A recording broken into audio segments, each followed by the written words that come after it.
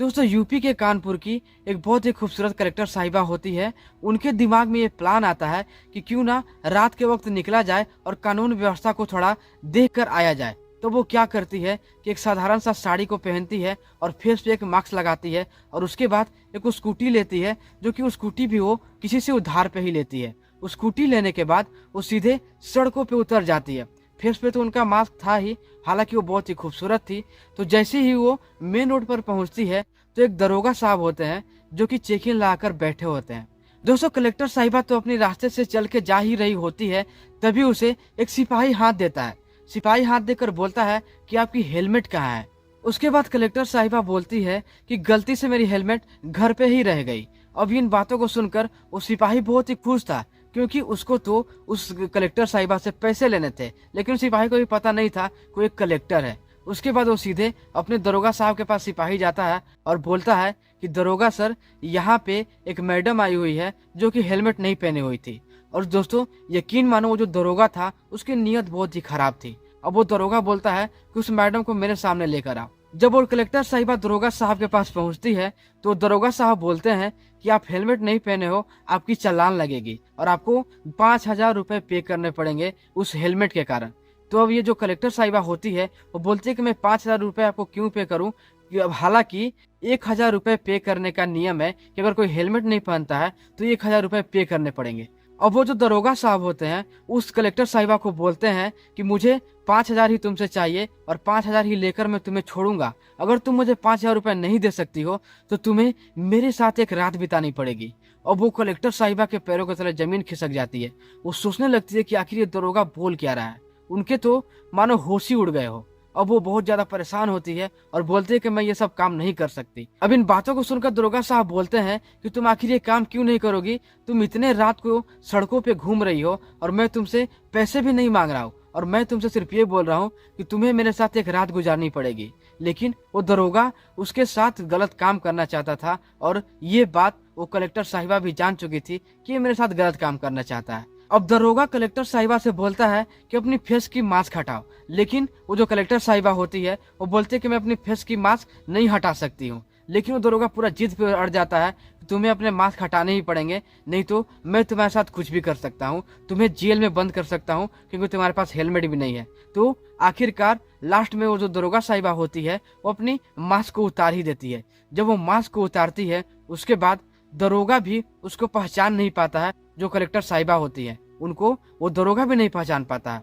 दोस्तों ये कहानी बहुत ही इंटरेस्टिंग होगी, लेकिन कहानी में आगे बढ़ने से पहले मेरी एक छोटी सी रिक्वेस्ट आपसे यही रहती है कि वीडियो को लाइक करके चैनल को सब्सक्राइब जरूर से कर देना, ताकि मेरा हौसला यूं ही बढ़ता रहे और मैं आप सबके लिए ऐसी ही कहानी और ऐसी स्टोरियां लेकर आता रहूं। तो चलिए कहानी में आगे बढ़ते हैं। तो दोस्तों जब दरोगा कलेक्टर साहिबा को बोलता है कि अपनी मास्क को हटा दो, तो थोड़ी देर जिद करने के बाद अपने जिद पे ही अड़ा हुआ रहता है। तो कलेक्टर साहिबा अपने मास्क को हटा देती है। जब वो मास्क को हटाती है फिर भी वो दरोगा उन कलेक्टर साहिबा को नहीं पहचान पाता है कि वो कलेक्टर साहिबा ही है। लेकिन अब क्या होता है, वो कलेक्टर साहिबा बोलती है कि मैं तुम्हें रुपए पे नहीं कर सकती हूँ, तुम चाहे जो करो, लेकिन मैं तुम्हें 5,000 रुपए तो नहीं दूंगी। अगर तुम 1,000 रुपए लेते हो तो मैं तुम्हें 1,000 रुपए यहीं पे दे दूंगी, लेकिन तुम्हें 5,000 रुपए तो मैं नहीं देने वाली हूँ। अगर तुम अपने जीत पे अड़े हो तो मैं भी अपनी जीत पे ही अड़ी हूँ। अब दरोगा का दिमाग काम करना बंद कर देता है। अब दरोगा अपने गुस्से में आता है और दरोगा उसे फौरन अपनी जीप में बैठाता है और बोलता है कि तुम्हें तो अब थाने जाने ही पड़ेंगे।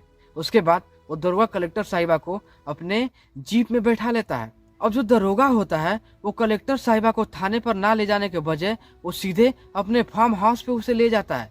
एक दरोगा का फार्म हाउस होता है, उसी फार्म हाउस में वो कलेक्टर साहिबा को लेकर जाता है।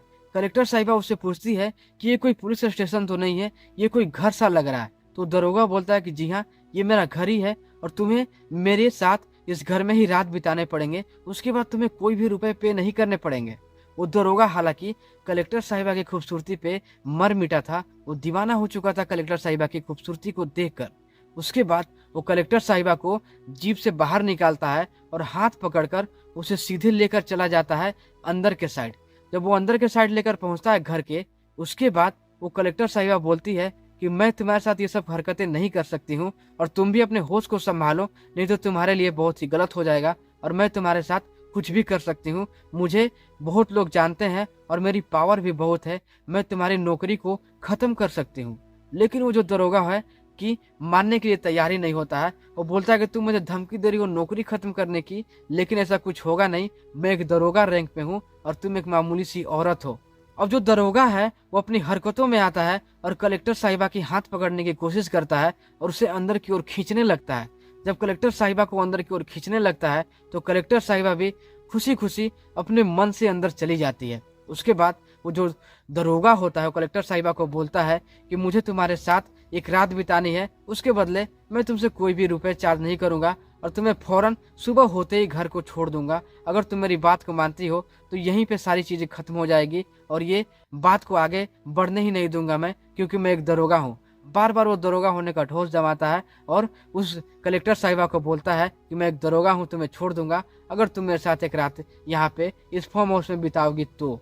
अब कलेक्टर साहिबा अपनी दिमाग लगाने लगती है, लेकिन वो जो दरोगा है वो भी जान चुका था कि ये कोई मामूली औरत नहीं है, क्योंकि कलेक्टर साहिबा की बातों से वो दरोगा जान चुका था कि कोई अच्छी खासी अच्छे घर से लड़की है और ये बहुत ही पढ़ी लिखी है। जब कलेक्टर साहिबा दरोगा के फार्म हाउस के अंदर चली जाती है और एक सोफे पर बैठती है और जस्ट बगल में दरोगा बैठता है। अब जो दरोगा साहब होते हैं वो कलेक्टर साहिबा को बोलते हैं कि तुम अपनी कपड़े को खोल सकती हो और तुम कोई अच्छे कपड़े को पहन लो। मेरे पास बहुत सारे लेडीज के कपड़े हैं, ये कपड़े तुम्हारे मैले हो चुके हैं, गंदे हो चुके हैं। लेकिन दरोगा साहिबा बोलती है कि नहीं, मैं इस कपड़े को नहीं खोल सकती हूँ, मैं अपनी साड़ी में ही घर जाना चाहती हूँ। मुझे ये साड़ी बहुत ही अच्छी लगती है और मेरे कपड़े गंदे हो या ना हो उससे तुम्हें कोई भी मतलब नहीं है, तुम मुझे बस यहाँ से जाने दो। लेकिन वो जो दरोगा साहब होते हैं बोलते हैं कि नहीं, तुम यहाँ से नहीं जा सकती हो, जबकि तुम मेरे साथ यहाँ पे रात बिताने वाली हो। अब ये सब सारी चीज़ें सुनकर वो बहुत ज़्यादा हैरान होती है। उसके बाद ये जो दरोगा साहब होते हैं उसके साथ जोर जबरदस्ती करने की कोशिश करते हैं। अब ये जो कलेक्टर साहिबा होती है वो समझ चुकी थी कि ये दरोगा अपना आपा खो चुका है और ये कुछ भी कर सकता है, तो कलेक्टर साहिबा उससे अपनी हकीकत बयां करने लगती है।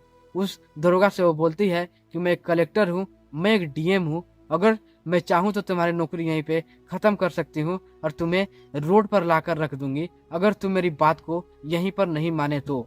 लेकिन वो जो दरोगा है फिर भी वो कलेक्टर साहिबा की बातों को नहीं मान रहा था। वो बोल रहा था कि तुम कोई भी डीएम नहीं हो, मुझे पता है कि तुम एक मामूली औरत हो और अपनी जान बचाने के लिए तुम मुझसे ये सब सारी चीजें बोल रही हो और तुम बस एक बहानेबाजी कर रही हो, तुम बहाना बना रही हो।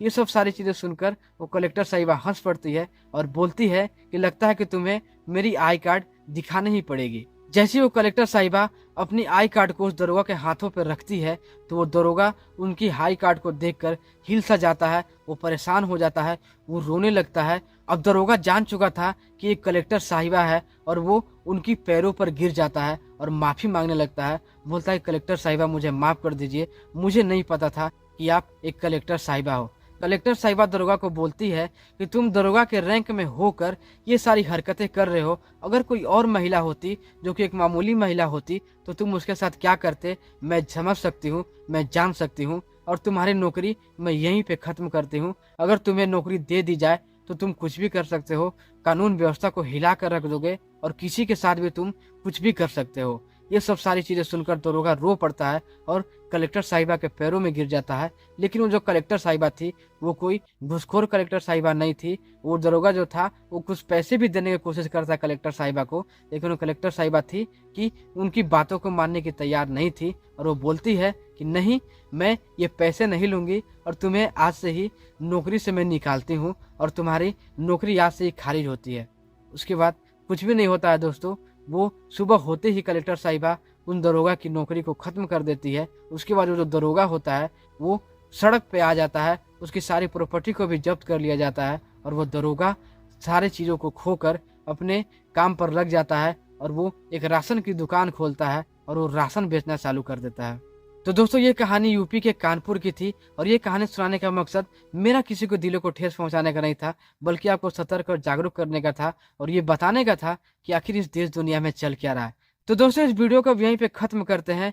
वीडियो आपको कैसी लगी अपनी राय में कमेंट में जरूर से शेयर कर देना और वीडियो को लाइक करके चैनल को सब्सक्राइब जरूर से कर लेना। तो चलो मिलता हूँ ऐसे ही किसी नई कहानी नई स्टोरी के साथ। तब तक के लिए अपना ध्यान रखिए, सेफ रहें, सतर्क रहें और अपने घरों में ही रहें।